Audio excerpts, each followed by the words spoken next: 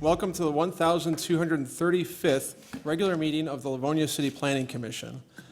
I wish to inform all interested persons in the audience that for petitions requesting a waiver of use or a site plan is denied tonight, the petitioner will have 10 days in which to appeal the decision in writing to City Council. Resolutions adopted by the City Planning Commission will become effective 7 days after the date of adoption. The Planning Commission and professional staff have reviewed each of these petitions upon their filing.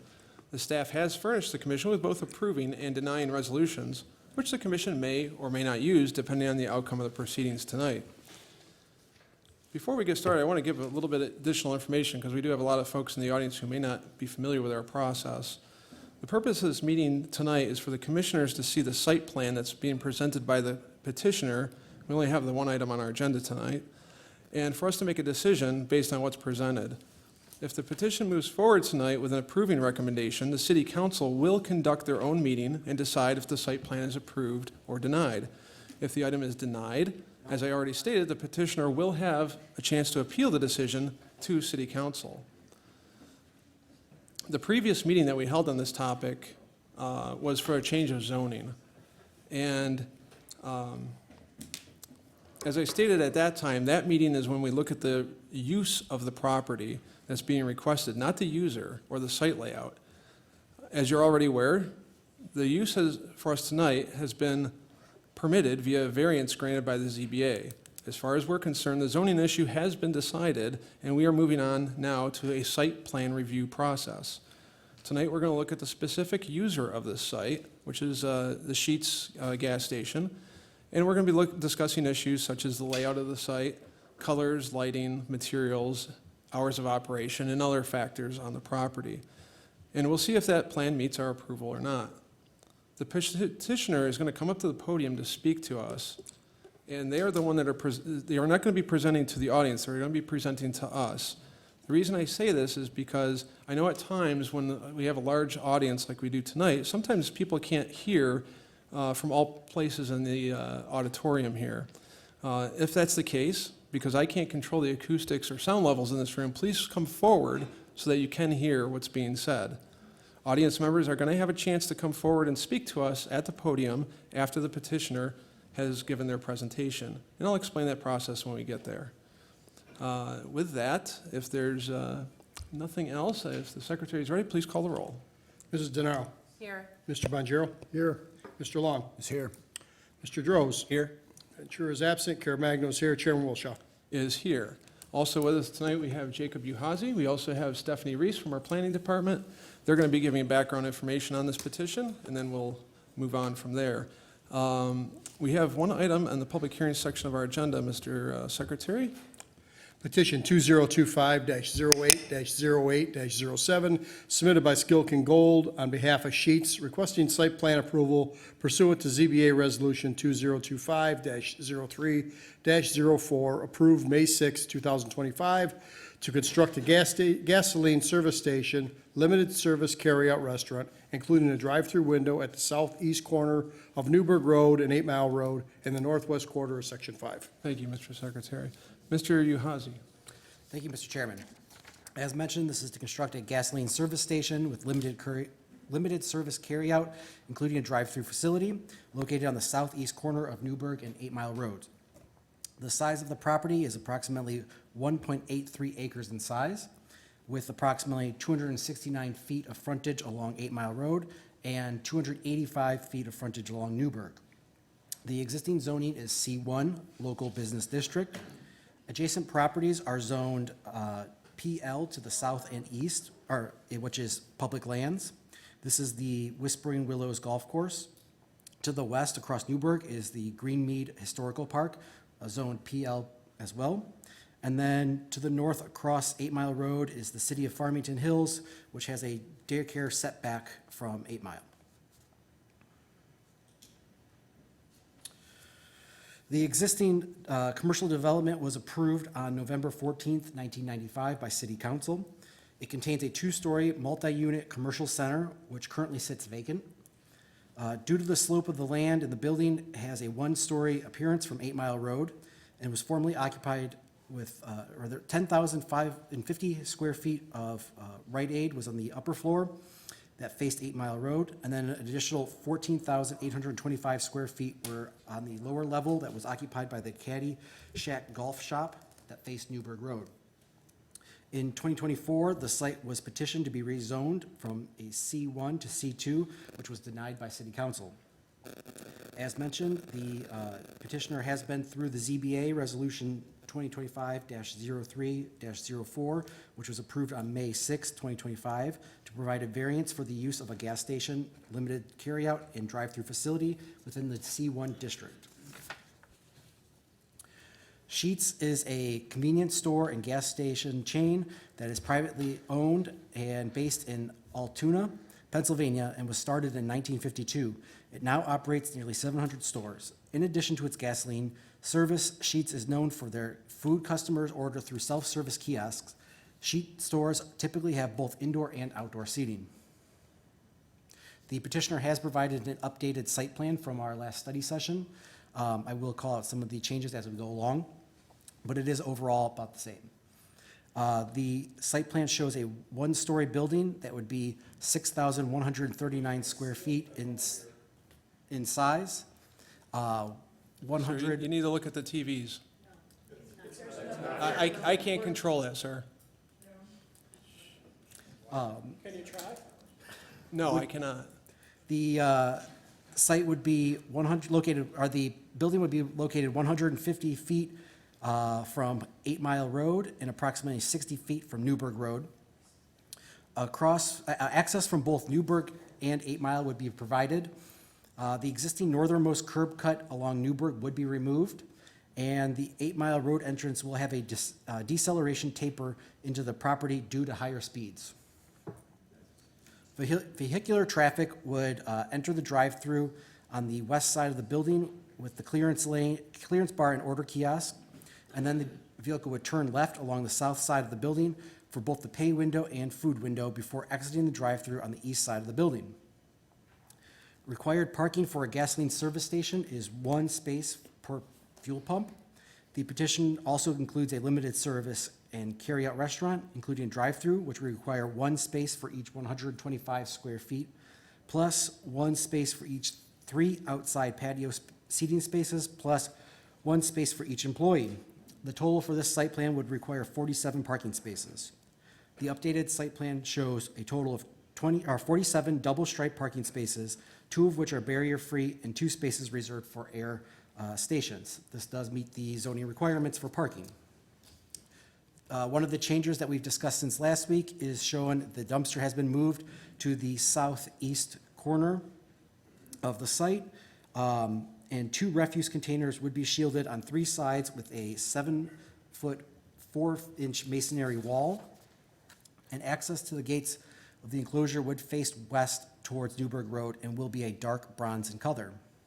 They are shown here. They're the same design as last week, just the location has shifted to the southeast corner.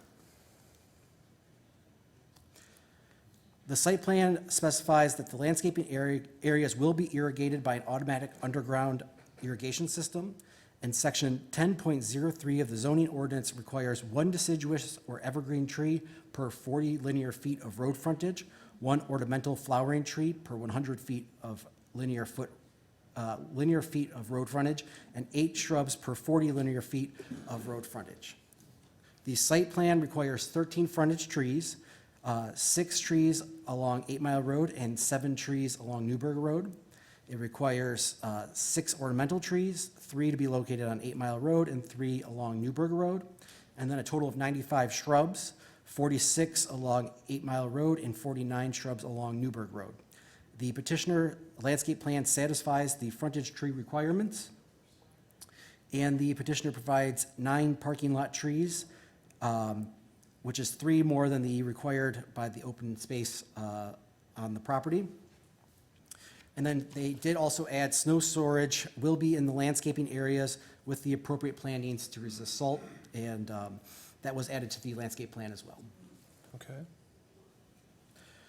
All exterior lighting on the property, including illuminated signs, shall be erected and hooded, shielded, and recessed to be deflected away from any adjacent or neighboring residential properties. The lighting plans show that lighting on site is satisfactory as light does not bleed into the neighboring properties. The floor plan submitted shows an interior large retail area, cashier counter, walk-in cooler, indoor seating area, office, and restrooms. The restaurant seating area and self-service kiosks are shown in the eastern quarter of the building. The floor plan shows 30 interior seating and 4 automated kiosks. An outdoor patio would be located on the eastern side of the building with seating for 16.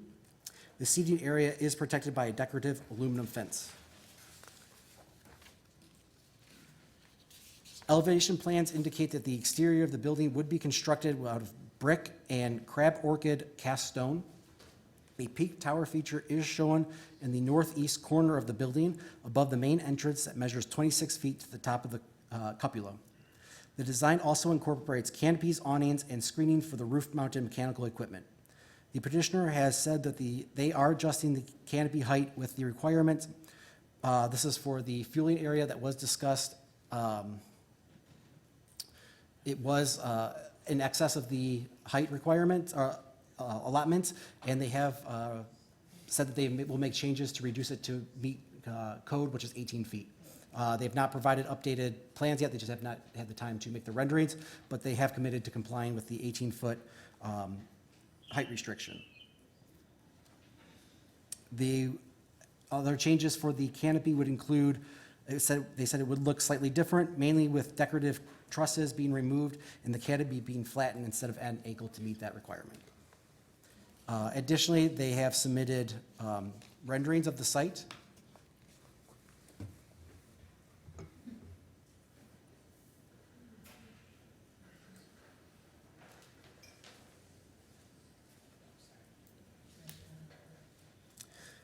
The petitioner also provided a stormwater plan in section 9.10 of the zoning ordinance requires stormwater runoff created because of improvements to the parking area must be controlled in such a manner to reduce and or eliminate draining onto neighboring properties.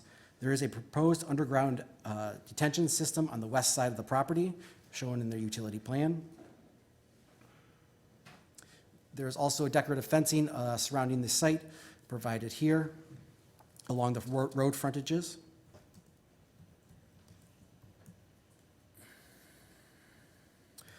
And section 6.26 of the zoning ordinance requires states that gas stations are allowed to have one ground sign not to exceed 40 square feet in area and 12 feet in height with a minimum setback of 5 feet from any right-of-way line. The site has a proposed ground sign at the corner of Newburgh and 8 Mile Road, measuring 9 feet tall and would be constructed out of brick. The actual sheet sign is 12.2 square feet. The monument sign will also include a 26.8 square foot sign for the digital display of unleaded and auto diesel fuel. The elevation plan shows the following signs. Additionally, 4 wall signs on the building, 2 signs on the canopy, 1 facing 8 Mile Road and 1 facing Newburgh Road. The total amount of wall signage equals 89 square feet. Any amount of signage over what is allowed by the ordinance would require a variance from the Zoning Board of Appeals. That is all I have, Mr. Chair. Thank you, Jacob. Is there a correspondence that you'd like to read out? Yes, I also have correspondence. Okay.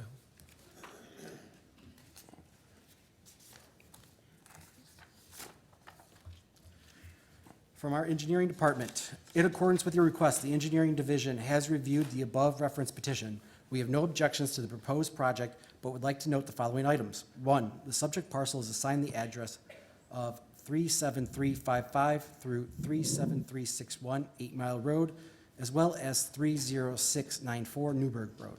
The address of 37355 8 Mile Road has been assigned to the overall parcel. The submitted drawings indicate a proposed water main tap into the existing 24 transmission main on Newburgh Road. Private services are not allowed to connect to transmission mains, so the project may be required to tie into the existing 8-inch water main on the golf course property if the existing lead cannot be reused. 3, the submitted drawings show a proposed sanitary sewer lead connected to a storm manhole. Currently, the property is served by a 2-inch force main that connects to the sanitary sewer south of the golf course driveway. If the proposed project cannot reuse the existing force main, an alternative means of discharge sanitary will need to be proposed. 4, the drawings do not show underground detention being provided, but no calculations are included with the submittal. The project will need to meet the requirements of the Wayne County Stormwater Ordinance, including detention volumes. Also, since stormwater is being discharged to a wetland, Eagle permits will be required for any discharge and disturbances within the wetland boundaries. 5, due to the proximity of the drive entrance to the intersection of Newburgh and 8 Mile Roads, turning movements may need to be restricted. Recommendations from the Traffic Commission and from Wayne County should be solicited to determine if restrictions will be warranted. 6, the south half of the existing sidewalk along Newburgh Road should be relocated to the correct location along the property line. 7, once approvals have been received, the owner will need to submit engineering drawings to the Department for permitting. Signed, David Lear, Assistant City Engineer.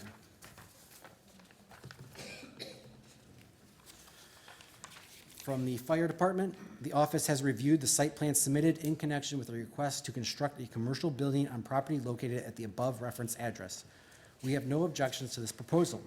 1, suppression system required for kitchen. As noted in plans, separate permits and plans required. 2, carbon dioxide monitoring for tanks or tank totals over 100 pounds. 3, follow through in compliance with any state of Michigan requirements and/or inspections. A further detailed plan review will take place when the division receives an official plan set. Signed, Brian Kukla, Fire Marshal. From the Police Department, I have reviewed the plans in connection with the petition. I have no objections to the proposal. Signed, Paul Walters, Sergeant, Traffic Bureau. The Department of Inspection, pursuant to your request, the above referenced petition has been reviewed. 1, parking spaces shall be 10 feet wide and 20 feet deep and double striped. All signage shall be conforming. Any non-conforming signage would require a variance from the Zoning Board of Appeals. 3, all existing and proposed landscaping areas must have a functioning irrigation system installed. 4, all barrier-free parking, including van-accessible spaces, shall be sized, signed, and marked in accordance with the Michigan Barrier-Free Code. The department has no further objections to this petition. Signed, Jerome Hanna, Director of Inspection. From the Treasury Office, all taxes have been paid on this property. Signed, Susan Nash, City Treasurer. And we did receive one written comment from the public. Dear Mayor Bronson and Planning Commission, my vote is no. The corner is the home of Livonia's 200-year-old Greenmead Historical Park, and the clientele, traffic, and combination that a Sheetz gas station across the street is likely to attract is not a good fit for the location. Please preserve the scanty of the very special, quiet, honored area of Livonia so that we can enjoy its pristine beauty for generations to come. If a gas station is constructed across the street, it will forever change the ambience of Greenmead Historical Park, gone, unable to be restored. Please refuse their request. We residents will be fine without a gas station, carry-out restaurant, drive-through window there. Let's wait for the right fit. Signed, Kathleen. With that, Mr. Chairman, is all I have. All right, thank you for that, Jacob. Is there any questions of our planning staff? Mr. Chair, Mr. Bonjero? Mr. Hazy, was there a traffic study submitted or some type of traffic management proposal? I have not seen, they haven't sent an updated one for this site. They did have worked with engineering from Wayne County and our city to make adjustments like the reduced, the adding the taper lane, as well as removing the drive that is the northernmost drive on Newburgh to reduce turning movements and possible conflicts. Anything planned for the lighting, the lights, traffic lights and everything? I would have to defer to the petitioner on that. Okay, I understand. Thank you. Thanks, Mr. Chair. Thank you, Mr. Bonjero. Any other questions for planning staff? If there's no other questions for staff, our petitioners in the audience, feel free to come to the podium. We'll ask that you start with your name and address for our record. Good evening.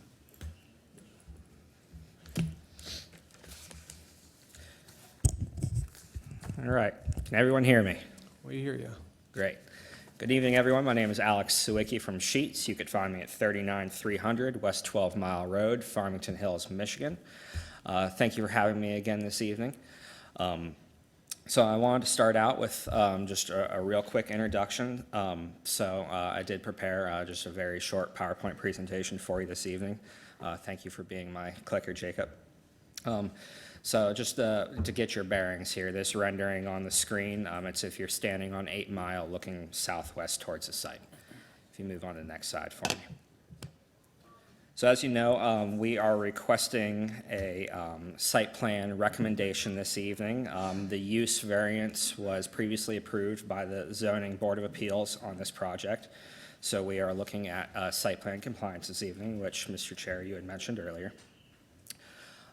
Going into the next slide, an overview here. So it's a 6,139 square foot restaurant, convenience store, and gas station. It's located on the corners of 8 Mile and Newburgh. Going into the site plan on the next slide. So we did send you an updated site plan from the study meeting last week, and even from the last time you've all seen it. So some quick high-level changes that we've made to it. There have been some dimensional modifications to the site, especially to allow for the new dumpster location in that southeast corner, and more landscape screening along the drive-through area along the building there. There is also now decorative fencing on the west portion of the site along Newburgh there. Moving into the next slide, you'll see our building elevations. We have made some architectural enhancements to these building elevations since you last saw them in previous meetings. These buildings now include, or this building now includes a lot less of our signature red, and we went with more of an earth tone. Along with a lot of these enhancements to the architecture that I'll keep discussing and some of the things that we did with the site plan, it's to kind of help it blend in even more with the beautiful landscaping that you have in the area over there. Also with the building architecture, we added some screening for the ice and propane, so you will have a lot less visibility of those from the street. We also added foundation plantings along the building frontage and its one side to kind of help blend it in. Going into the next slide, I'll quickly talk about the canopy as Jacob had mentioned. So this canopy that's shown in the screen is taller than your ordinance allows. We do intend to comply with your 18-foot maximum. What that's going to do is it's going to flatten out the canopy and eliminate those decorative trusses down there. We just have to shrink it from 21 to 18. Those are the things we have to do to get it there. But we also took brick all the way from the bottom of the columns all the way to what will now be the top of the deck, again, to kind of help enhance its look and feel for the area. Moving into the next slide, just to kind of help you get your bearings. So this is a bird's eye view above 8 Mile looking southwest. The next slide is a bird's eye view above the intersection looking southeast. The next one is bird's eye on Newburgh looking northeast. And that is the last of it. So from there, I am here to answer your questions. All right, thank you, Mr. Sawicki. Do we have any questions for our petitioner? Ms. DeNaro? Can you please walk us through the lighting plans and how that's going to impact the neighborhood? Absolutely. So our lighting plans are designed where there's no lighting trespass past our property lines. We use fully cut off fixtures, and what that means is all the lighting is pointed directly downward. So let's say this podium is a light pole. If I'm standing behind the light pole, there shouldn't be any light shining on me. We also use LED fixtures. We do very tasteful lighting, fully in compliance with your ordinance. But the big one is, and you can see on the screen, all the black that surrounds the property line, none of the lighting will trespass past the property line. Thank you. Thank you, Ms. DeNaro. Any other questions for our petitioner? Mr. Droz? Mr. Chair, thank you. Mr. Sawicki, a couple questions about the landscape plan, and maybe I'll start with the site plan. Jacob, I'm not sure if you can bring C 1.0 up. Yeah. So the driveway, you can kind of see it there, where we have the drive-through on the south side of the building. I know we're basically at the parking requirements. You need 47 spaces, you have 47. I guess I'm a little concerned about the small island that is between that last space and the drive-through lane, and I'm just assuming that people are gonna drive over that. And I guess maybe it's a question for us as a commission, whether we might allow to take that space out, bank it, and then convert that to landscaping.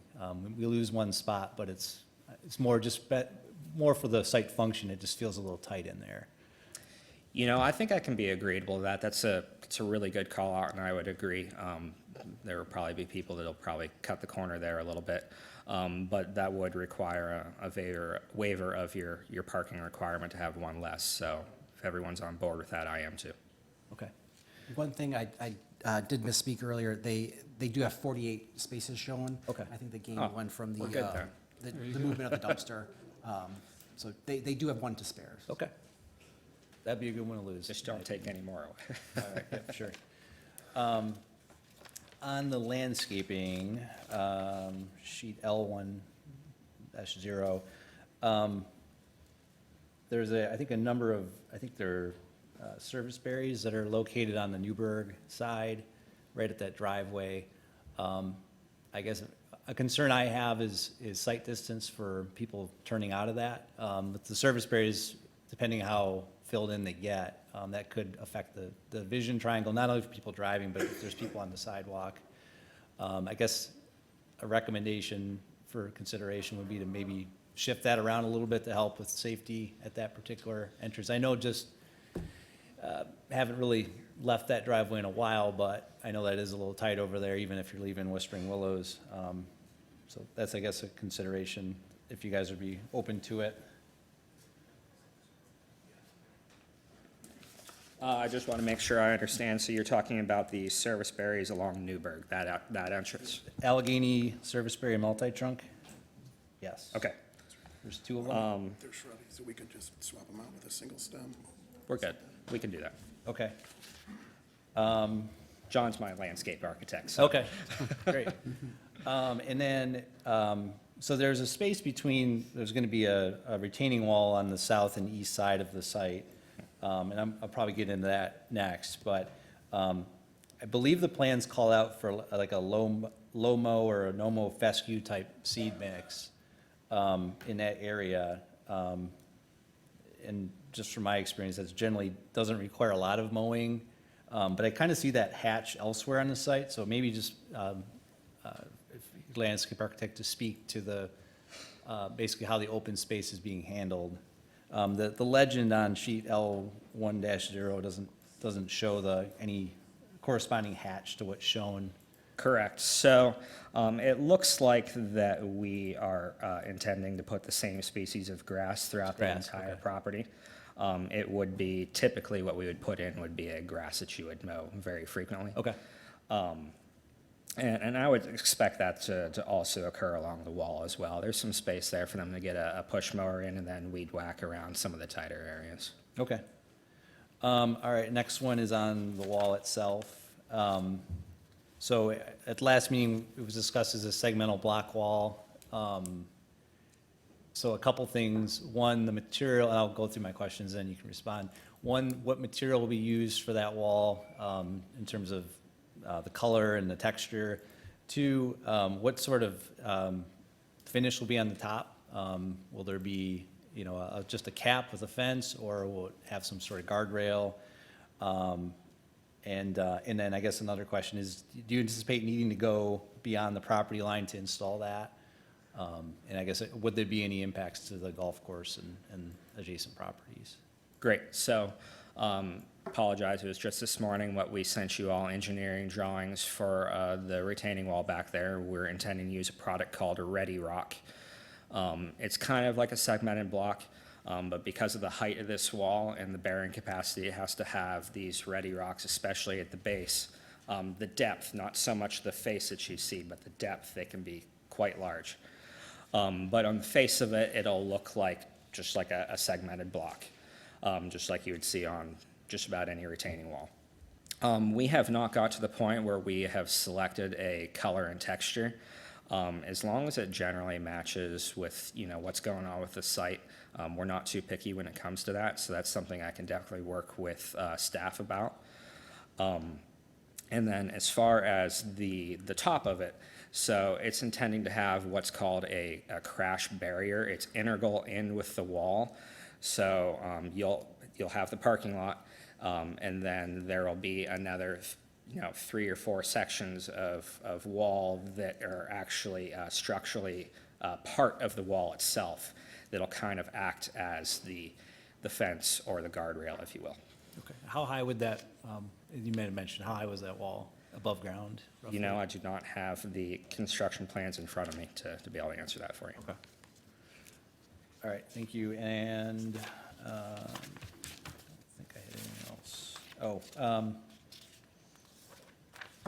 This is probably a little nitpicky.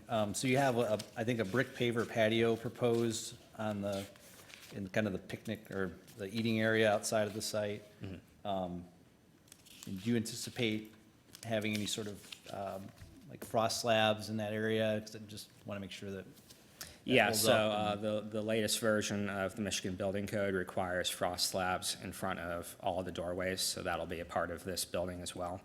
They have to go down 42 inches to the frost line and out, I don't remember, a foot, 2 foot, something like that. That'll actually be placed under the pavers, so you shouldn't see that frost slab, but it will be part of the design. Okay, and I'm the last one for now. So the screening that you're gonna put in front of the propane and ice, I was looking at your site in Romulus, and it's a screen, but, I mean, you can really see what's behind it. Do you intend that to be more opaque, or is that the same as that particular site? So I'm the talking about one in Romulus yeah. is our standard when we do screening like this. So that's what we had proposed here, but I do have a more opaque option, which I can definitely do. Okay, So the wing walls that you saw, the brick masonry, that wouldn't change, but the actual fencing, it would be more of a vinyl fence, bronze in color. Just to confirm, I'm talking about the wing walls, are you saying at the dumpster or the propane storage? The propane storage. Okay. So the propane cage sits inside between 2 masonry walls that are tied in with the building. They come out so you can't see the propane cage or ice chest from the sides. There's a space be able to walk in between, and then there's a fence so you can't see it from the front. That fence I can make more opaque than what we're currently proposing. Okay, I appreciate that. Thank you, Mr. Chair. Thank you, Mr. Droz. On that topic, really quickly, typically we don't allow outdoor storage of ice and propane in most gas station sites. Is that true, Mr. Uhazy? That is correct. So that might be something that we need to consider as we look at conditions on approving to not allow that if we choose. Is there any other persons with questions for the petitioner? Mr. Bonjero? Thank you, Mr. Chair.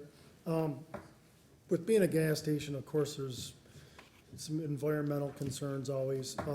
And it came to my attention last week after the study meeting that Sheetz uses, the underground storage tanks you use for fuel are double the size that most use, like 80,000 gallons. I don't know this for a fact, but that's what was said to me in the lobby. So I just wanted to ask you, what do you use? What's the health risk? What safety measures do you have? Sure. So I would refute the statement that our storage capacity is double the size of what other stations use. There are definitely smaller and there are definitely larger. So here we're proposing 78,000 gallons. That's across 6 different tanks, so it's not one giant 78,000 gallon tank. It's 4 12,000 and 2 15,000 gallon. And that allows us to have the variety of different grades of fuel that we offer. As far as safety situations go, having the multiple tanks actually offers a level of redundancy that we hope that we never need and we haven't had to need, as opposed to having just like one 30,000 gallon tank. That would be a lot bigger of a mess than a 10,000 or 12,000 gallon tank. But that's not going to happen because we have state-of-the-art systems that are both electrical and mechanically monitoring these things. We have 24/7 monitoring. We have a staff of literally hundreds of people that work directly for Sheets that respond to these, any alarms that our tanks might have, you know, sometimes frankly within a moment's notice. We also maintain a nearly 99% technical compliance rate with the EPA. That is unheard of. That is an unheard of statistic in the industry. It's something that we take a lot of pride in. Our environmental department, our environmental protection department, is the only department in our company that has no budget. Whatever we need to do to maintain our systems, we do it. Thank you for that information. The other, just following up on my question to Mr. Hazy, is did you guys look into a traffic study or traffic management? We have done a traffic impact study here. Your engineering department does have a copy of it. It's from way back when. But Mr. Uazi kind of laid out for you there the taper along 8 Mile as a result of that study. The study also proposes some signal timing changes to the intersection. And we have worked with the city engineer to come up with the appropriate measures that we need to do here. Thank you. Appreciate it. Thanks, Mr. Chair. Thank you, Mr. Bonjero. Any other commissioners with questions for our petitioner, Mr. Long? Thank you, Mr. Chair.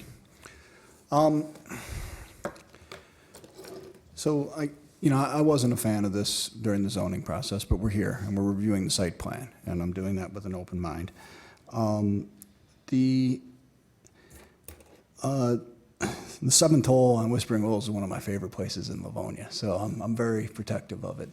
What gas stations are going to have gas spills around the tanks? Are you going to have oil leakage from time to time, things like that? And then when you get the storm water in there, where does all that run off to? What kind of systems do you have to protect the environment from that? Yeah, so again, that's another thing that we take a lot of pride in. That's another department that's dedicated to just stormwater.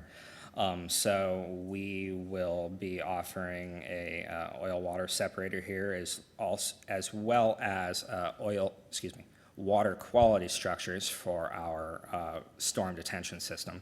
So it's virtually impossible for any type of dribble that might have from your gas nozzle to make it into our underground storage detention system, let alone to the outlet.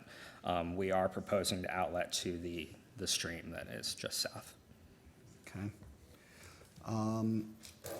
The site, obviously, we're familiar with the challenges with the site, the changes in elevations. Mm-hmm. And obviously, you're going to have to bring a lot of dirt in here. And I know during the study process and everything, we've talked about making sure that it holds up on all this. What is the total investment that you guys are putting into this site in order to get this ready? It's north of 10 million. North of 10 million. And then I think I know someone else brought this up at study, and we get snow in Michigan. I'm sure you do in Pennsylvania too. Where are we putting all the snow when we get a large snowfall here? So I'm originally from Northeast Ohio, where we get heck of a lot more We snow get the than lake. Pennsylvania does. But yeah, so we're going to be pushing the general snowfall that we get into the landscaping areas. We'll have salt-tolerant plantings, that sort of thing. But Sheets is very, we've been around for a long time, and we know how to deal with snow. Case in point, we have stores that are like in the Erie, Pennsylvania area, right at the end of Lake Erie, who literally get feet and feet of snow. And we have policies and procedures in place to be able to truck snow off. We literally have to remove it from our roofs out there. So it's something that we're very well versed at taking care of if we ever were to get dumped on. And my last question for now, I believe your business model, most of your locations are 24/7.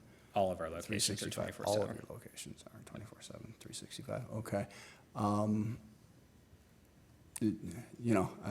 I don't know what the rest of the commission feels like about that. I guess I'm not a fan of that. I can tell you that right now. But we'll see how this plays out. Thank you. Thank you, Mr. Chair. Thank you, Mr. Long. Any other questions for our petitioner? Mr. Chair, I've got a couple. Mr. Caremagna. I noticed on your digital sign for fuel, you advertise only two fuel prices. is that interchangeable, or is that going to expand more? Right now, on this package, you have diesel and unleaded listed here. Is Those that, will be the only two grades of fuel we'll show on that sign. okay, so no credit price for either or, just those two prices? No plans to change it. Okay. Tell me a little bit about a spill, if a spill happens at the pump. You break a hose, somebody pulls a nozzle out, spills it on the ground. What does your local management do if something like that happens? Yeah, so we have spill response procedures. The equipment itself will, let's say someone drives away with a nozzle in their car. The system itself recognizes that there's a momentary loss in pressure and the system just shuts down. But we do have, again, spill response procedures. So as soon as someone sees that, we have emergency e-stops, is what we call them, around the property.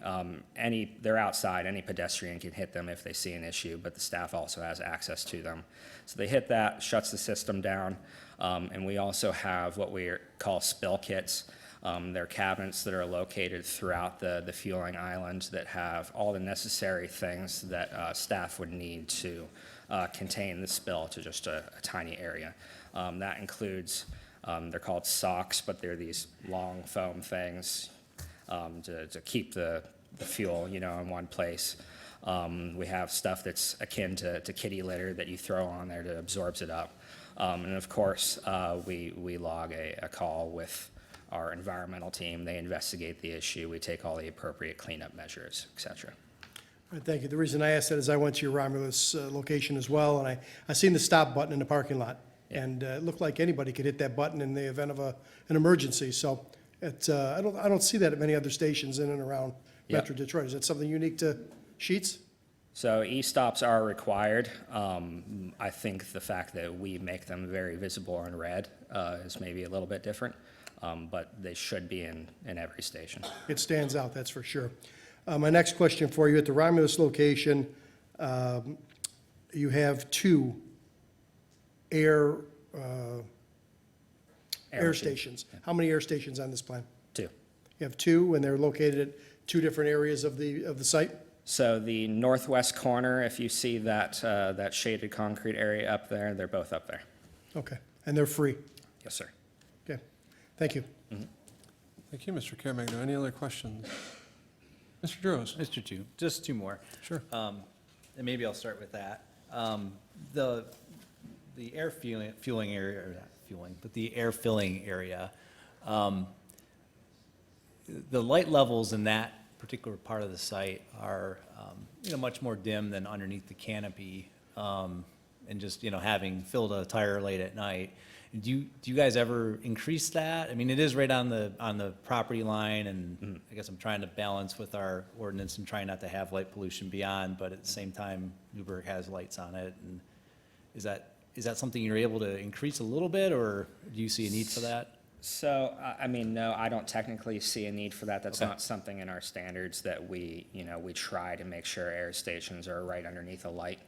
But if it's something that the commission is concerned with, there is a light pole, looks like just a little bit further south in that same row of parking. We could probably just shift them south and flop them with other parking spots. Okay, I could take it or leave it, but that was just a small comment there. And then you mentioned your landscape architect is here.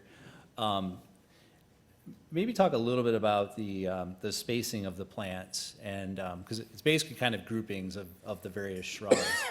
Do you ever kind of intersperse those, or is that just more for maintenance that you group them together as they're shown? I'll invite John up. Hi, good evening, sir. Can we just get your name for our record? Yep, John Ackerman, Kimley Horn, 3000 Town Center Drive, Southfield, Michigan. Thank you. So let me, I guess, your question is why the groupings versus, Yeah, so it's kind of like, it'll be like, variety of 8, a block, and another 7, and then a 6, versus, and maybe the rendering shows it pretty well, actually. I don't know if you can bring that up, Jacob, but you can kind of see how it's, typically there's a little more, variety. diversification instead Yeah. of grouping one together and grouping. Right.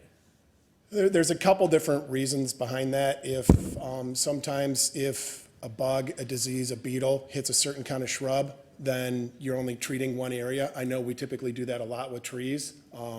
with the shrubs, that's typically something we do too. With the, you know, the goal is there's always a delicate balance of naturalizing versus screening. So a lot of times, depending on the characteristics of the shrub, the flowering habits and everything else, we tend to kind of group stuff together. Okay.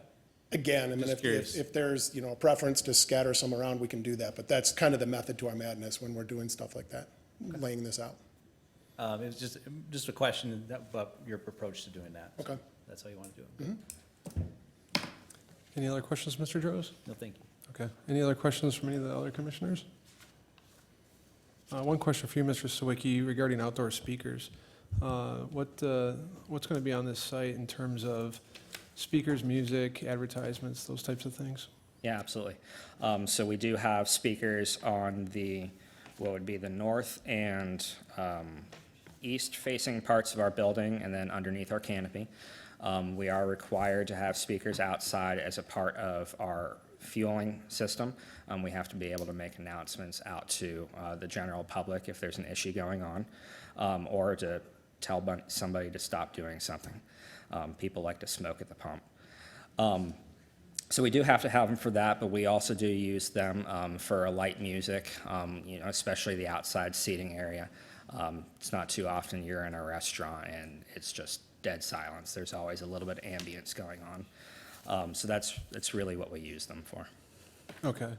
The reason I ask is the neighboring gas station to you is probably the closest one is the one at the Speedway at 7 Mile in Newburgh. And Speedway uses a advertising system on their pumps with TVs and Yes. rather loud audio that you can hear from the So street we when do I'm stopped at a red have, light, so. So we do have a similar system on our pumps, not as loud as Speedway's system. And it's something that we can actually turn the volume down on pretty significantly, and we actually do use one of the lowest settings. Okay. And it's not, other companies, they tend to sell that advertising space. It's not what we do with it. It's just our own. So it's, you know, well done to our standards.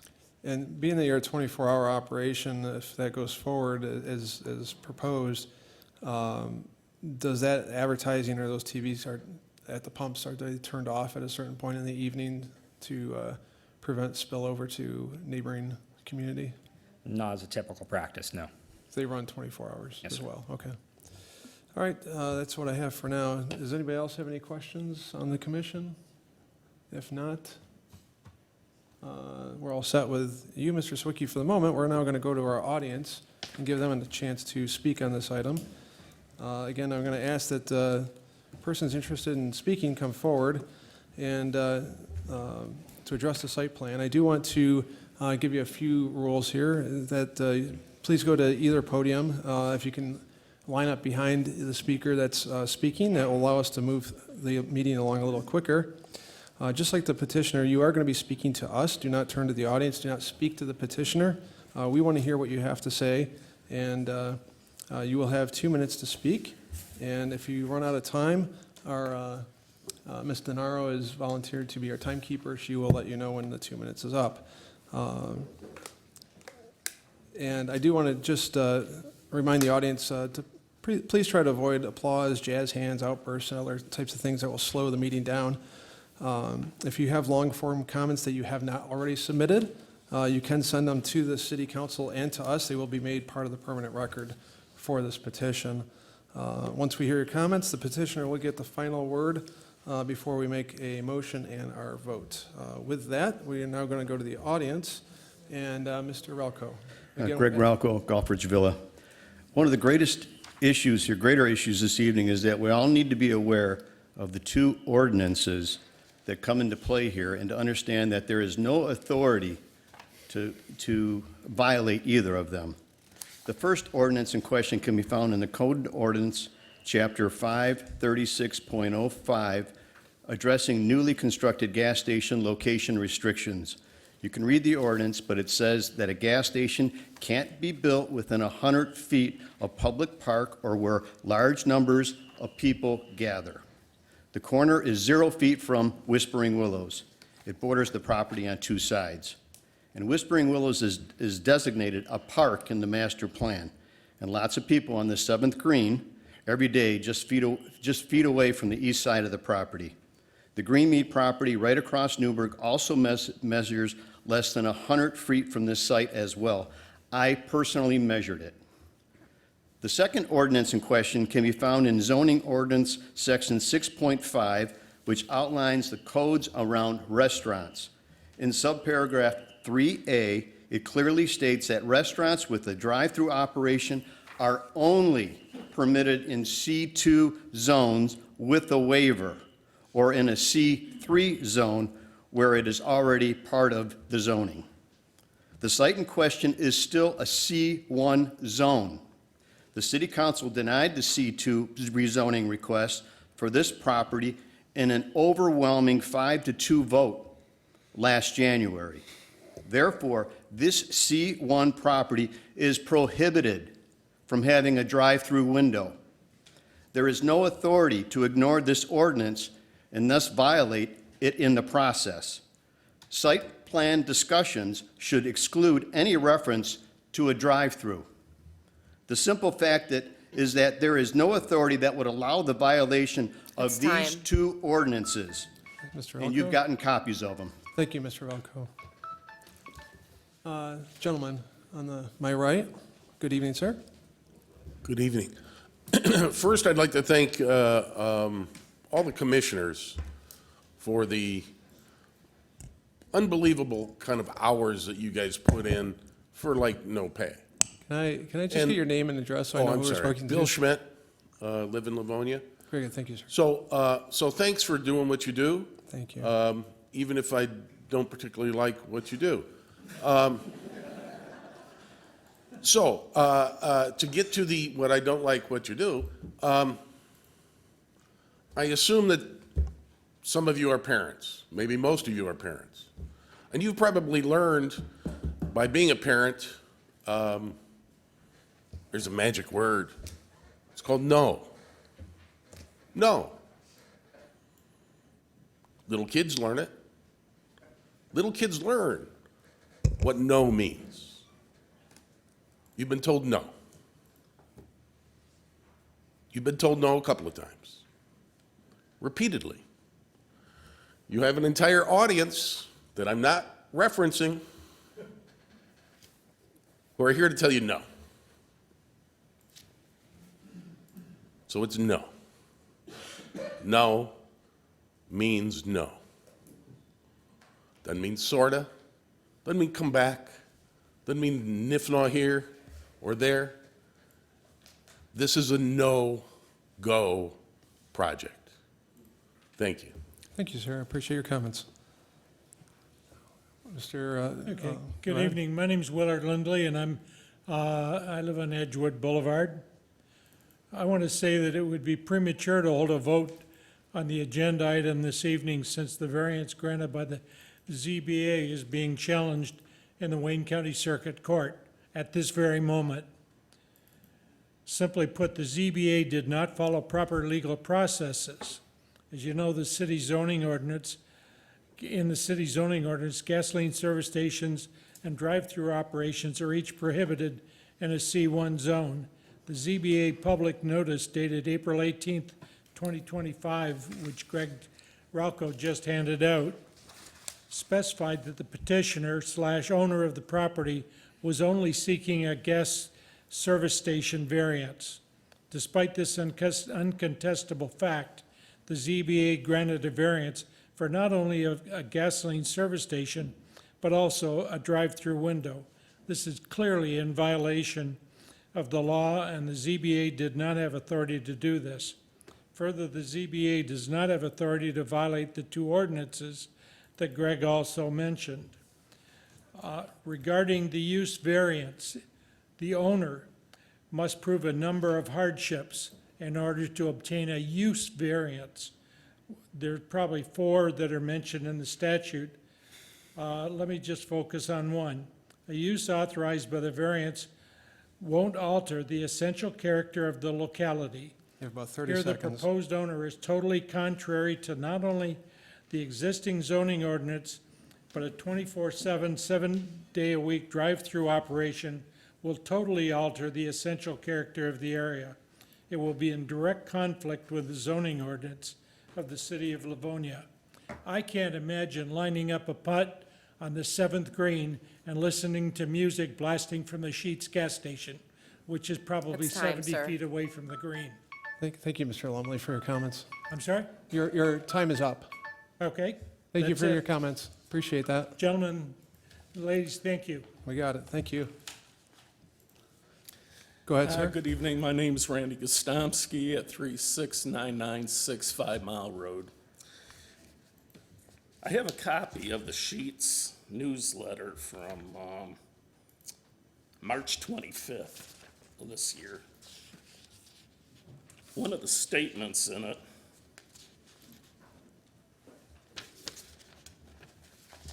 from housing to commercial development, some businesses and a lot of local busybodies, I guess that's us, are using government power to block out new enterprise. Lawmakers should no longer go along with it. I guess that's what they think about us. That's one thing. Their darkness map doesn't show auto light pollution. Their landscaping doesn't make it blend into a residential area. They're trying to build their oversized gas station, fast food restaurant in a residential area. There's family homes within sight. I wouldn't want to live in those homes looking at that or listen to it. Just not right, 30 seconds. which is not enough. They've been violated. They violated EPA. They've been fined for their underground fuel tanks leaking.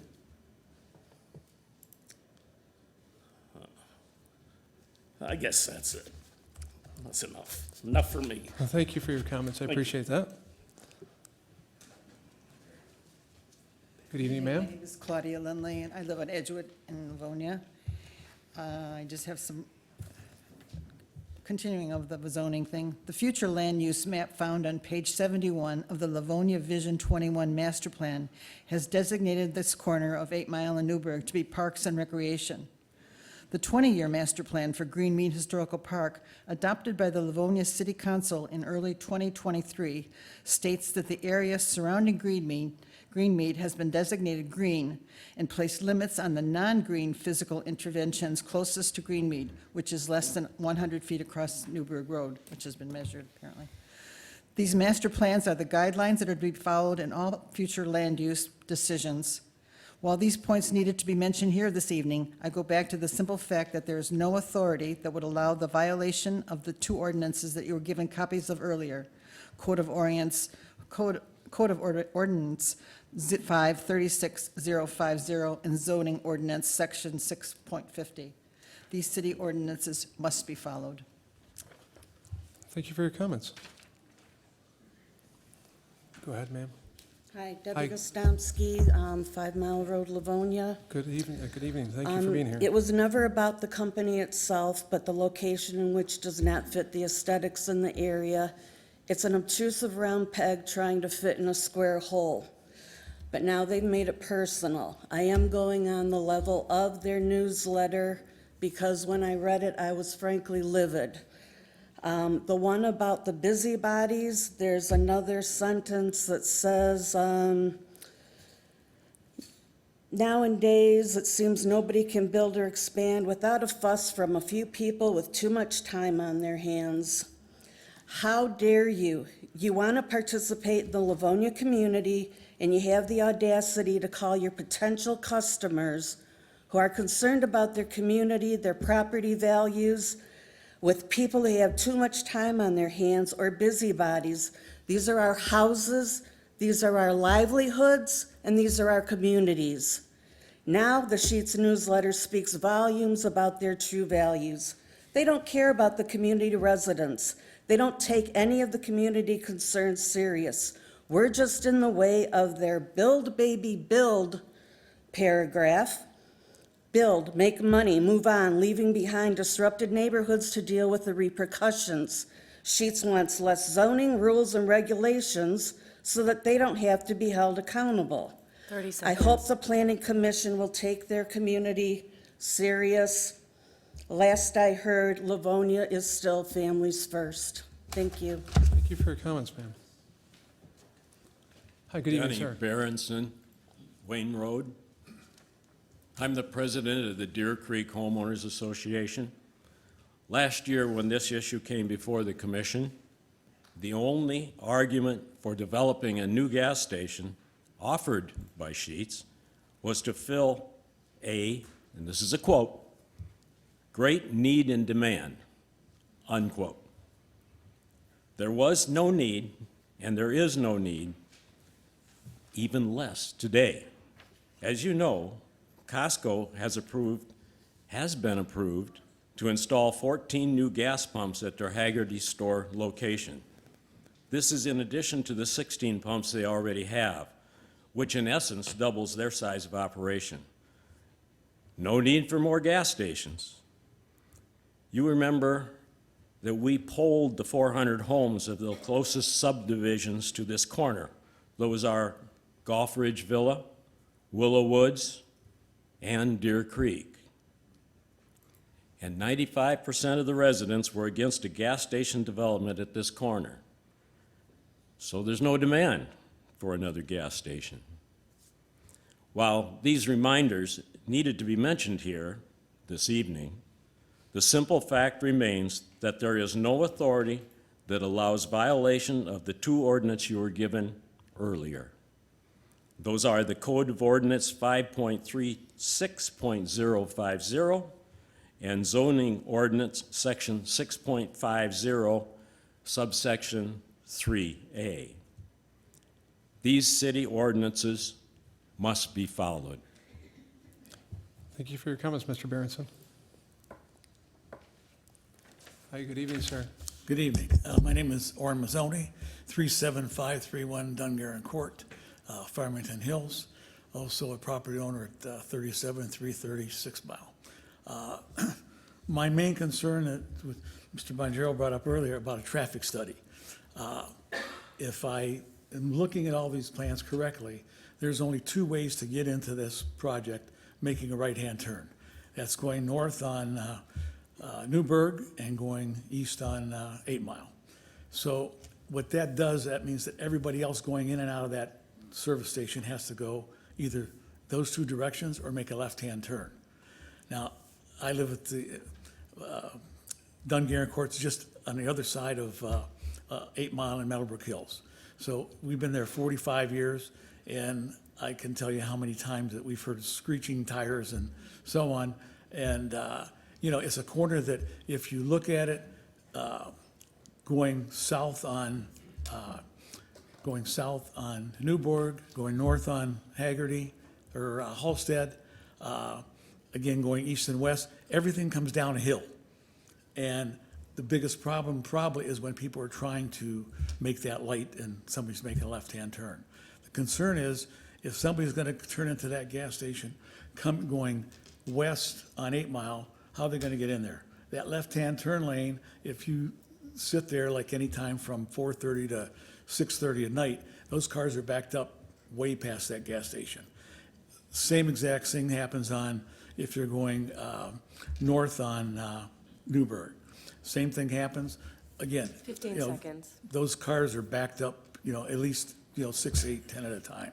So that means, if somebody's going to turn into the left-hand turn lane, back that traffic up. I think that at this point, you really need to do an independent It's time. study for the city of what that traffic pattern is creating. So, Thank you for your comments, sir. Thank you Appreciate very those. Hi, good evening, ma'am. Good evening, Patty Riggio, 37204 Breton Drive. I'm the president of the Willow Woods HOA. Last year, when this issue came before your commission, there were many concerns about the traffic, as he just spoke about, and the associated risks of getting through this intersection, increased crime with a 24/7 operation, and significant opposition from residents. I'm going to address some of the traffic issues. Turning out of my sub onto Newburgh Road is a problem already, and it's getting worse. Newburgh is the preferred bypass for any traffic backups on 275, which happens often. With all the new business and the construction on Haggerty, this will drive even more traffic to Newburgh. Vehicles will not be able to turn safely left either in or out of this proposed site. Let me remind you that Speedway on 7 Mile does not allow left turns out of their corner, but drivers do it illegally every day. This is one of the clear-headed reasons why the zoning change request for this corner from C1 to C2 was denied 5-2 by our Livonia City Council. It was acknowledged that local business traffic under typical C1 is all that this can be safely accommodated at this site. It's pretty obvious since it is surrounded by parks and residential homes. While these reminders are important, I need to enforce the simple fact here that no authority will allow the violation of the 2 ordinances that you were given 30 copies of seconds. earlier. Code Ordinance C.36.050 and the zoning ordinance sections 6.503A. You must follow these city ordinances. Thank you, Ms. Reggio. Hi, good evening, sir. Good evening, Eric Kaczynski, 37734 Pickford Drive in Livonia.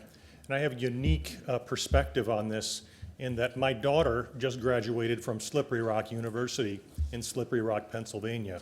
It's a small town about 45 minutes north of Pittsburgh, and it's got about 4,000 residents. There are 2 gas stations. There is Sheetz, and there is the other gas station that we quite frankly never went to.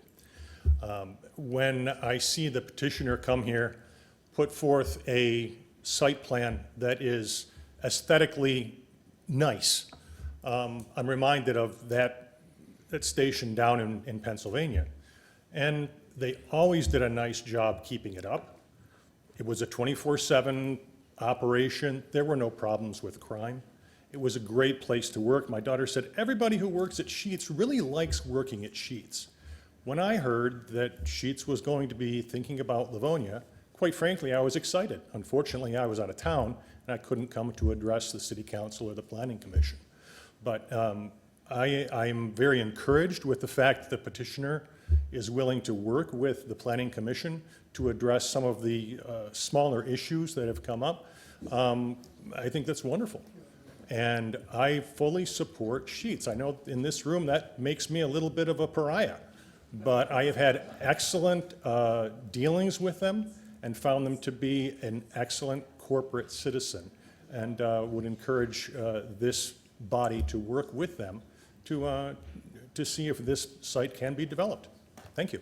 Thank you, Mr. Kozinski. And I do understand the difficulty of speaking in a sort of different mindset than the majority of the audience. And I do appreciate the audience remaining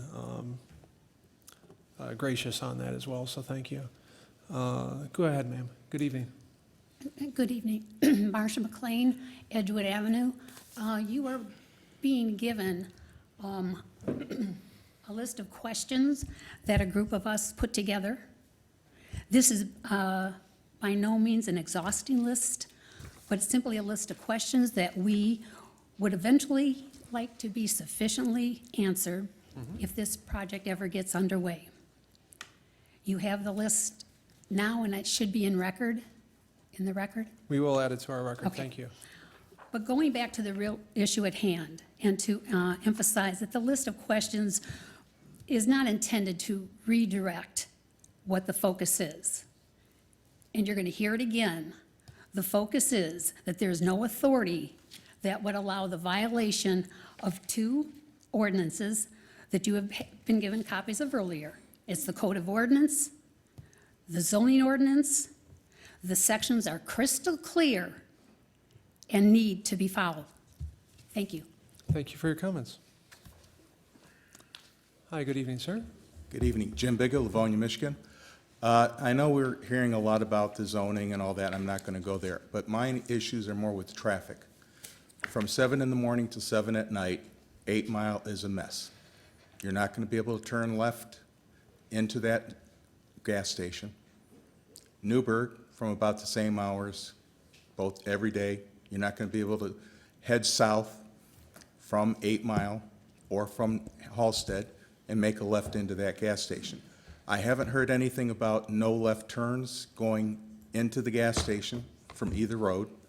Haven't heard anything about no left turns leaving the gas station from the Planning Commission or from what the petitioner has been talking about. If you don't put restrictions on entering and exiting that gas station, it's just going to cause nothing but accidents, and all you're going to do is keep the Livonia Fire Department, the Farmington Hills Fire Department busy at that intersection.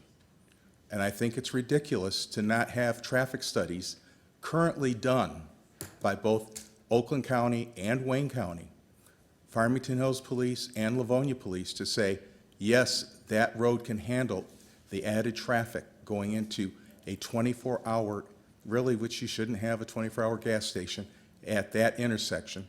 I mean, it's bad enough we got one at 7 Mile and Newburgh, and quite frankly, that's ridiculous, because who's out driving around that time of night? Yes, you have some workers who have to come out and do that, but it would be better at some other location where you don't have people living and driving in either Farmington Hills or Livonia going to their home. Thank you. Thank you, Mr. Biga, and it's been a long time since I've seen you. It's good to see you again. Hi, good evening, sir. Yeah, hi, I'm Dave Hall. I live in Farmington Hills, 37300 West 8 Mile. Thank you. I am going to be living directly across the street from this monstrosity. I've got a lot of issues with this, and one I've just heard tonight. They're going to build on the east side of the building a sitting area. Well, that's going to be about 300 yards away from my house. The noise is going to be ridiculous. The drive-through coming south and then, or I'm sorry, on the south side of the building heading east, then they got to come north. That puts every car light in my bedroom window. It's bad enough, and this is no joke, 5:30 in the morning, every morning, Whispering Willow's got to cut their greens. That stupid little mower lights are in my bedroom, and it wakes us up. The noise, we like having our windows open. The noise is going to be ridiculous. 24/7 music, this is what I got to deal with the rest of my, as long as we're in this house? The traffic. I don't know how I'm going to get out of my driveway at 4:30, 5, 6 o'clock at night. I've got to go through 3 lanes now. It's so backed up, it's ridiculous. And now, if I have a truck in front of me, some 30 seconds. generous lady lets me in, now I got to worry about, can I go? Because I can't see. We've already had an accident, my wife and I, probably 15 years ago. Just somebody let us in and boom, we got T-boned. One more thing. When there is an accident, I have a circular driveway. Everybody's going to be using my driveway as a turnaround. I already have it 10, 15 times a week already. It's only going to get worse. Crime. I got to deal with people at 4 in the morning. That's time. Maybe coming to my house. Mr. Hall, you're out of Please time. vote no on this. Thank you for your comments. Appreciate that. Hi, good evening, ma'am. Hi, Janet Hartlip, 20244 Gary Lane, Deer Creek. I don't understand, City Council voted against this. The people are against it. It's against the ordinances. Why are we even considering this? Why were they asked to come back? I would love to see a Sheetz in Livonia along the industrial zone, 96, or along the freeway, 275. Ma'am, please but talk not to- in my backyard. Ma'am, please talk to us.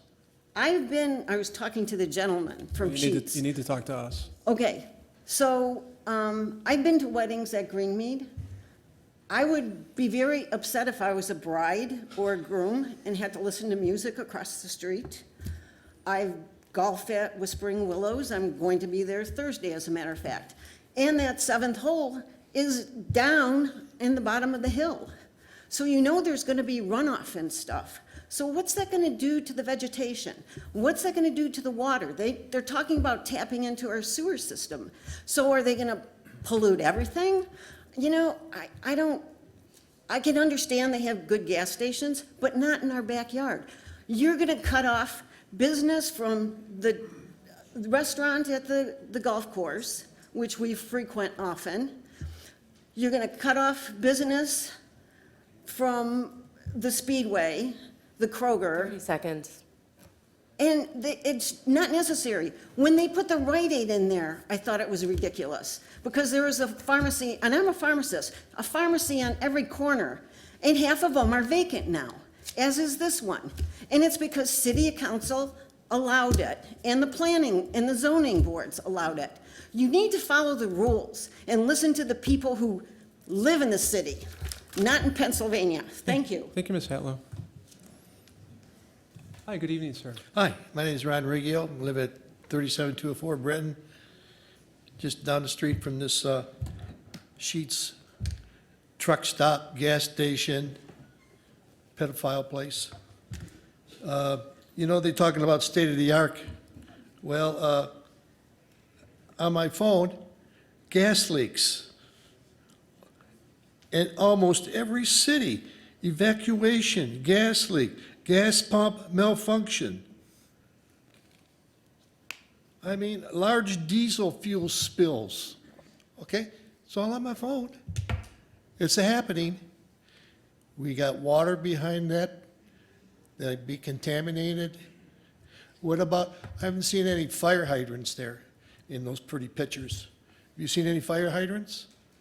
Are they there? Have you checked into that for fire hydrants? What about in the wintertime when there's snow and spills? Where is that snow going? Is it going to go over on Newburgh? Is it going to go over on 8 Mile Road? Where's the snow going? With all the gas spills and diesel fuel, you know, you're talking about 12,500 gallons of gas in a gas truck. That's 18-wheeler. 30 seconds. Okay. No matter what I say, or no matter what any of these people say, one thing I've learned about this committee, you're going to pass it anyways. Thank you, Mr. Reggio. Hi, good evening, ma'am. Hi, Denise Micah, Livonia, Michigan. I'm so distraught that everybody in our city government, whether you're appointed or not, or elected, is ignoring the people. We had the millage in August, and you heard from the people. And you're hearing from the people tonight. It does not make sense to have that gas station there. It's going to ruin the golf course. It's going to ruin Greenmead. And Greenmead has some lovely events. I can't imagine the traffic and if there's going to be snow removal by trucks. And how are they going to get in and out of that small space? The Rite Aid and how the elevation of the property was crazy to begin with, that was approved. And now let's not make another mistake at that corner. And it's within 100 feet. They are all correct on those ordinances. And please, please, please listen to the people, because it's going to happen that we're going to have more and more people come to all of these meetings and hold everybody accountable for what the citizens of Livonia want. Thank you. Thank you, Ms. Micah. Hi, good evening, ma'am. Susan Lapierre, 37162 Fairfax, Willow Woods. I've been at every meeting that we've had for Sheets, and I left here super, super excited when the vote was 5-2. I said, wow, they get us. They understand what how Willow Woods sub is gonna change. I left here thinking that is a city council that understands. When I voted this last election, I did a fine study and looked at every city council member and what they were saying and what they felt for and what they are passionate about. And that's how I voted. So I'm asking you to take into consideration those of us that live right there next to that in the first subdivision, Willow Woods, and think of safety, think of beauty, think of us, that our homes are maintained beautifully. That Willow Woods subdivision is gorgeous. We are as far north as we can be, and we maintain that as a beautiful corner. Please consider that when you vote, and let us leave here today feeling like we did when you voted it down 5-2 before. Thank you. Thank you, Ms. Lapierre. Doesn't look like there's anyone else in our audience wishing to speak. The petitioner does have an opportunity to come forward and give any final comments that they'd like to make before we get a motion on the floor. Mr. Sawicki? Thank you for having me up again this evening, and thanks to everyone in the room who came up and commented. It's always good to hear comments and learn more about how we can work with the communities that we're in. It is tricky this evening because we're not talking about a use. We are talking about a site plan, which I know you're all familiar with. So unfortunately, most of concerns brought up this evening were about the use and not site plan. So I'm not going to address most of those things unless, of course, you all would like any particular questions answered. The one item I did hear that I thought was most closely related to site plan is in regard to music, and it was one of you that, I apologize, don't remember, one of you brought it up earlier. We can agree to not play music outside.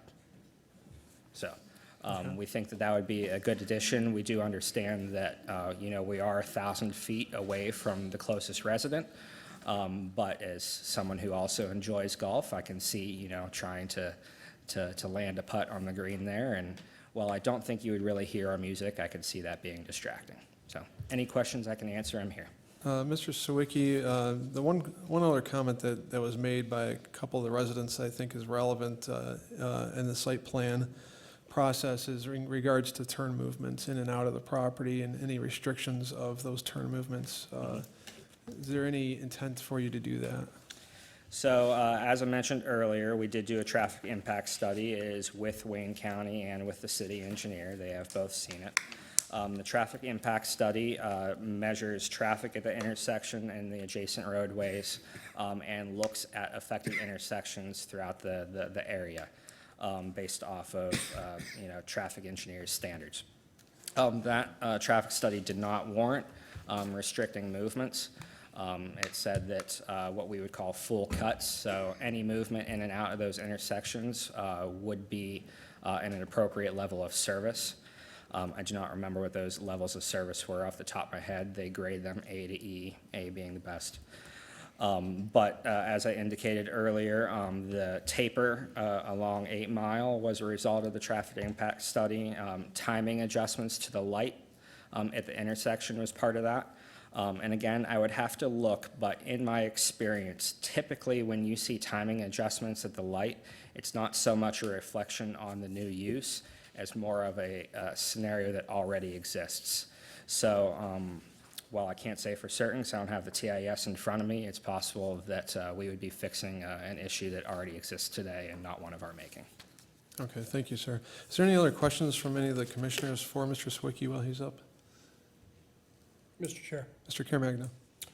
a couple of questions. I just want to be clear, because I thought I heard this again. This is not a truck stop, is it? No, sir. Are you going to have trucking ability to fuel trucks with big nozzle diesel guns? No. Okay, so that's very clear. This is not a truck stop. Thank you on that. There's a question about a fire hydrant. Is there a fire hydrant in close proximity to the property? So there are two, I was looking at that, there are 2 existing fire hydrants. One is just east of the property line, north of the golf course, and there is one just south of the property line on Newburgh. We'll work with the fire department and your local zoning ordinances. They usually have some sort of hose lay length requirement, so the fire truck can hook up and get to the building adequately. So if we have to add hydrants, we will. It's pretty standard for us. I thought the hydrant question was a good one. I thought the truck stop question was off base. We've talked about that a couple of times. I thought I was right on that. The fellow that lives across the street, the car is shining lights in his driveway. Is there any way to screen that more so that he wouldn't have lights shining in his house? Yeah, so I do not believe our driveways line up, so it's unlikely that you're going to have lights shining into the driveway anyway. But along the property lines, if you look at the landscape lighting, landscape plans, we do have extensive tree and shrubbery all along the property lines that are also a part of your ordinance to help screen headlights. Okay. My last question is, a lot of talk about traffic here today. Obviously, 8 Mile Road, busy road. 8 miles, 5 lanes for a long way. 2 one way, 2 the other. Left-hand turn lane. A lot of discussion about traffic, and while I hear that road is designed to handle massive amounts of traffic, and it does.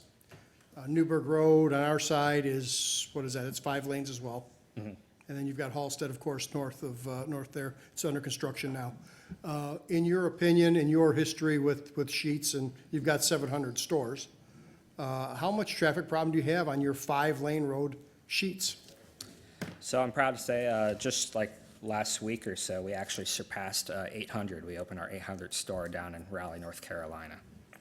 But these are busy roads.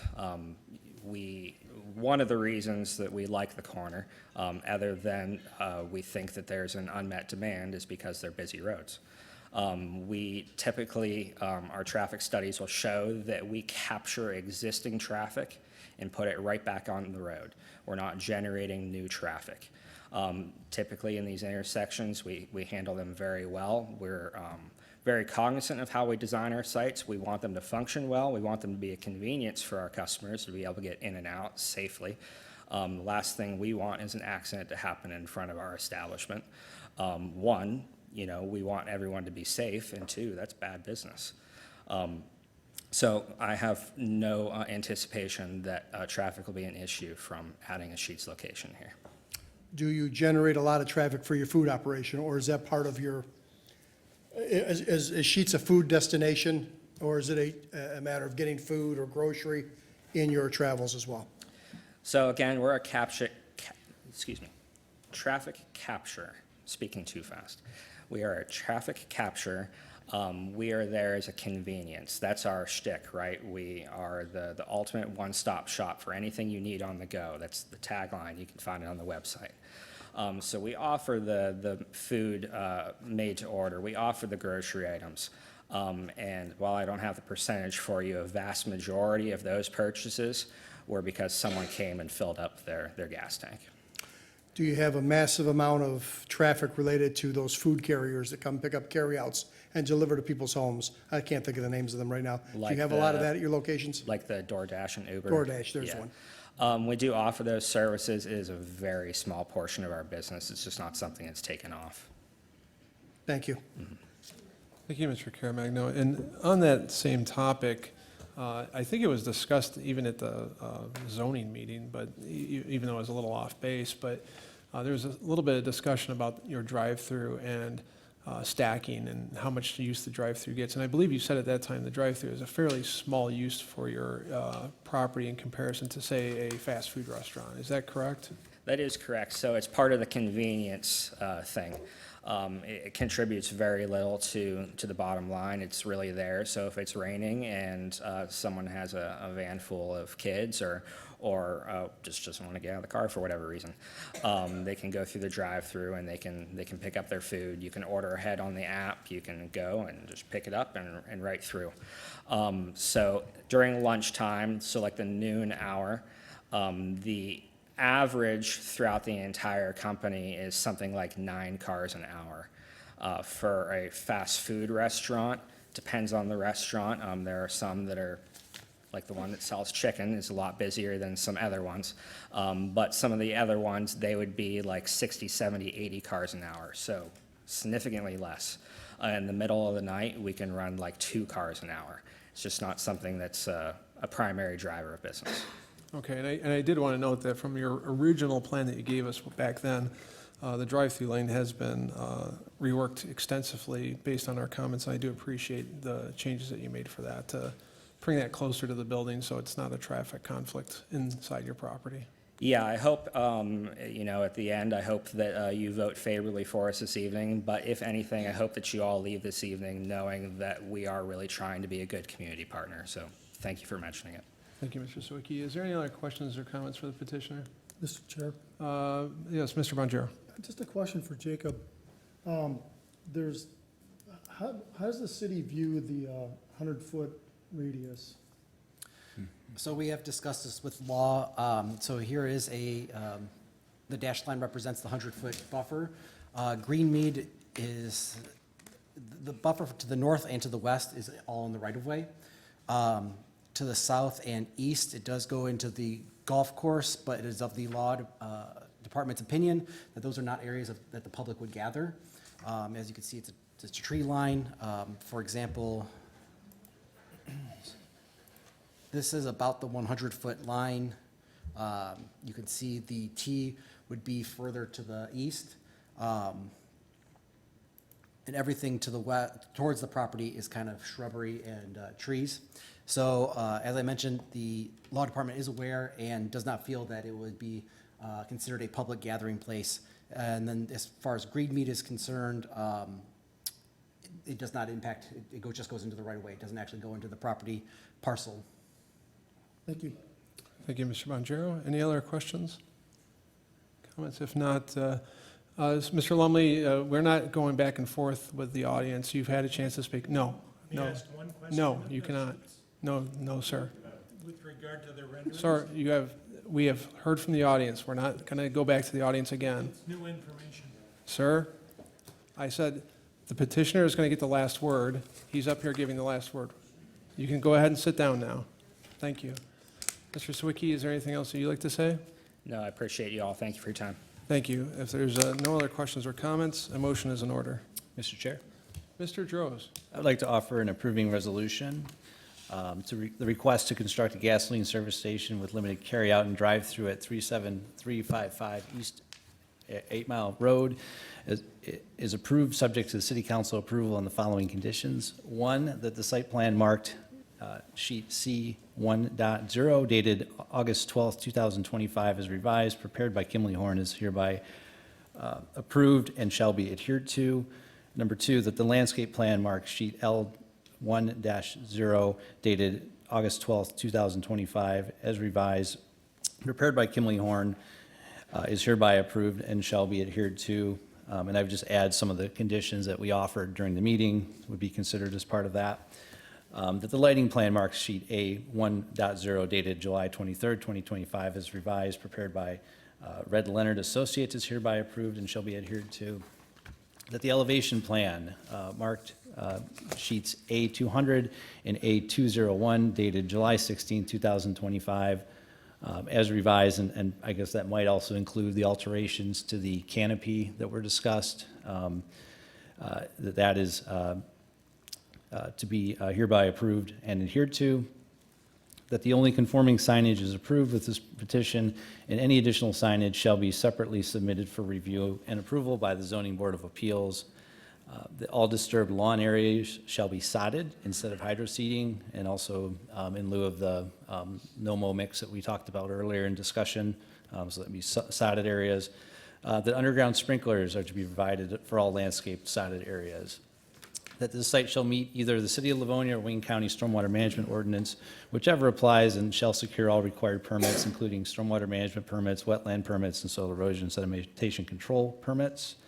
That the south half of the existing sidewalk along Newburgh Road shall be relocated to the correct location along the property line to the satisfaction of the planning director. That free air shall be provided at all times that the station is open for business. The free air shall be dispersed at the point of service without having to enter the station or performing any extra action in order to obtain the air without charge. That the walls of the dumpster enclosure shall be constructed out of the same brick used in the construction of the building, or in the event a poured wall is substituted, that the wall's design, texture, and color shall match the building, and the enclosure gates shall be of solid panel steel construction or durable, long-lasting solid panel fiberglass, and maintained, and when not used, closed at all times. that the sound levels of the outdoor speakers shall be kept to a reasonable minimum so as not to become objectionable. All parking spaces, except the required handicap spaces, shall be double striped to 10 foot wide by 20 foot in length, as required by the zoning ordinance. And to that, I'd also offer a suggestion to reduce the space at the southeastern corner to provide the 15-foot turning radius for the driveway from the drive-through lane. That would reduce the parking from 48 to 47 spaces. That the sale of ice shall be restricted to the inside of the building, or actually, I'm going to strike that one. I'm going to suggest to allow that with the screening, with the additional screen material that was discussed during the meeting. That the trash receptacle shall be provided for the outdoor patio area, that shall be emptied regularly as needed. That the hours of operation shall be limited to actually a 24-hour operation. Let me just clarify that. The hours of operation shall be permitted as 24 hours a day, 7 days a week. All rooftop mechanical equipment shall be concealed from public view on all sides by screening, which shall be compatible with the materials and colors of the other exterior materials on the building. The gas pump canopy shall not exceed 18 feet in height, and support columns shall be covered with the same brick as used in the construction of the building. Unless approved by the inspection department, any exterior advertising such as promotional flags, streamers, sponsored vehicles designed to attract attention to passing motorists shall be prohibited. That the site plan referenced in the approving resolution shall be submitted to the inspection department at the time of building permits that are applied for. And per section 13.13 of the Livonia zoning ordinance, this approval is valid for 1 year from the date of approval of City Council unless a building permit is obtained. This approval shall be null and void after 1 year of a period. Thank you, Mr. Droz. Is there support? Support. All right. There is a motion on the floor made by Mr. Droz, supported by Mr. Caremagno, to approve this petition. There is, I'm trying to see if there's any other changes that need to be made. Does anybody have any other Chair, adjustments to this Was there petition? something about the speakers? The petitioner is volunteering to not have outdoor speakers. If the maker of the motion is, or outdoor music, excuse me, needs to have speakers for safety purposes, but I think we made a note that it would be, I think it's item 12, that the sound levels of any outdoor speakers shall be kept to a reasonable minimum so as not to become objectionable. and that's what the petition, the maker of the motion is Yes. offering. Okay. Okay, I understand. Clarify that, Mr. Bonjero? Okay. Any other questions or comments? Mr. Chair. Mr. Long? So within this approving resolution, there were a couple things. One was the ice, which Mr. Droz offered to have screened. Not a fan of that, but I guess I can live with that. And then the other is the hours of operation, which Mr. Droz suggests would be 24 hours. You know, again, we're here to study the site plan. I think this is a good site plan. I'm not a fan of the 24 hours. I guess I'll have a decision to make if the rest of the commission thinks that that's the way we should go. I'd like to see it closed down in the middle of the night. All right, thank you, Mr. Long. Mr. Uhazy, do we need to update the dates on these, on this approving resolution? You said that there were some new. Yes, we site will need to plan- update the dates, but, So I see that these are August dates when we're dealing with a site plan that was just submitted recently. so this still says August 12th on this one, the newest one. Correct. So, But you've received one.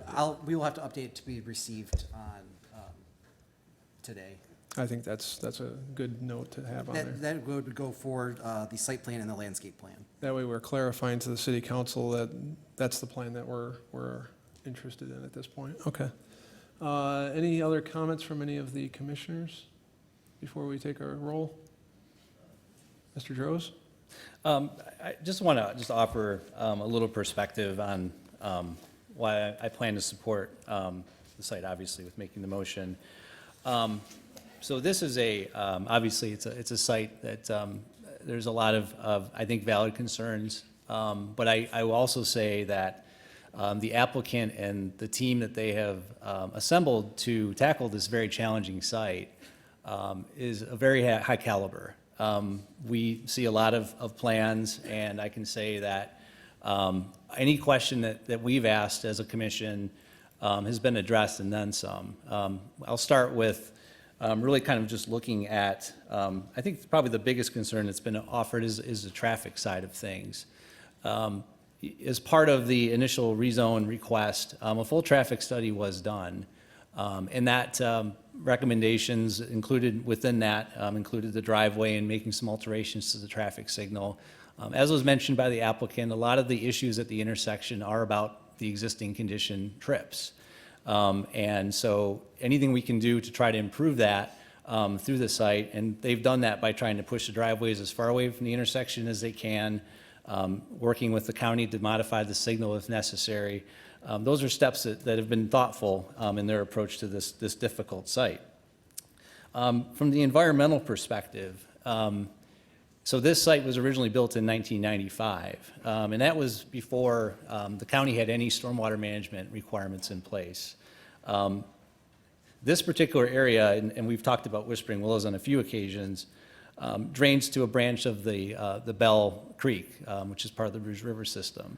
And if you've been in the golf course, Whispering Willows, Fox Creek, or any part of Livonia, you've noticed that there is a significant erosion problem in a lot of our open water courses in the city.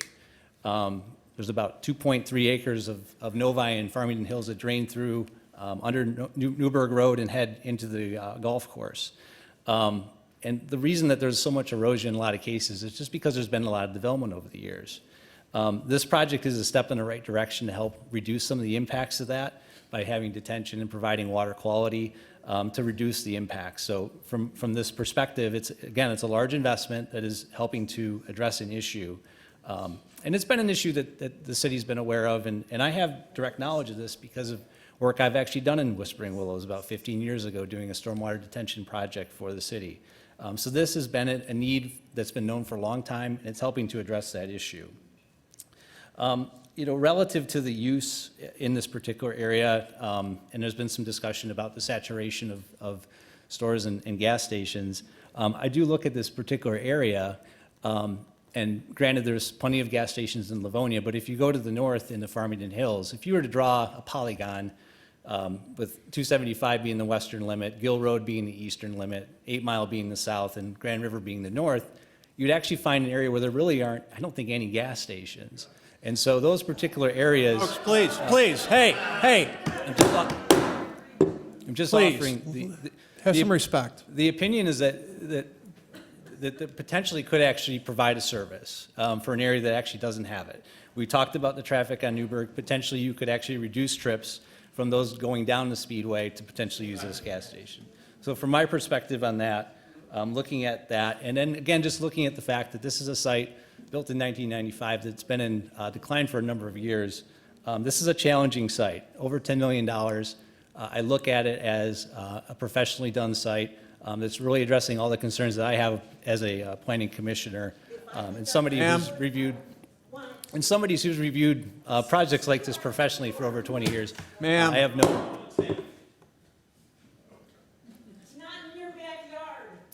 Are you all set, Mr. Droz? With that, I'll turn it back to the chair. All right, thank you, Mr. Droz. Any other comments from any of the commissioners? If not, there is a motion on the floor to approve, made by Mr. Droz, supported by Mr. Caramagno. If there's no other comments, Secretary can please take the roll. Mr. Droz. Aye. Caramagno votes aye. Mrs. DeNaro. Aye. Mr. Bonjero. Aye. Mr. Long. Aye. Chairman Wilshaw. Votes aye, motion passes. We'll go to City Council with an approving recommendation. We have one other item on our agenda, which is approval of minutes. Approval of the minutes of the 1,234th public hearing and regular meeting held by the Planning Commission on October 19th, 2025. Is there a motion to approve? I'll make that motion. We have Mr. Caramagno and we have Mr. Bonjero as support. If there's no objection, I think we can safely show, I believe it's 1, 2, 3, 4, 5 on that with Ms. DeNaro abstaining. Yep. And so if there's no objections, we'll show that. And that takes us to the end of our agenda. Is there a motion to adjourn? So moved. I'll second. All right, we have, I heard Mrs. DeNaro first on that, to adjourn. Support. And Mr. Long to support. If there's no objections, we can show 6 on that. You see no objections. The meeting has been adjourned.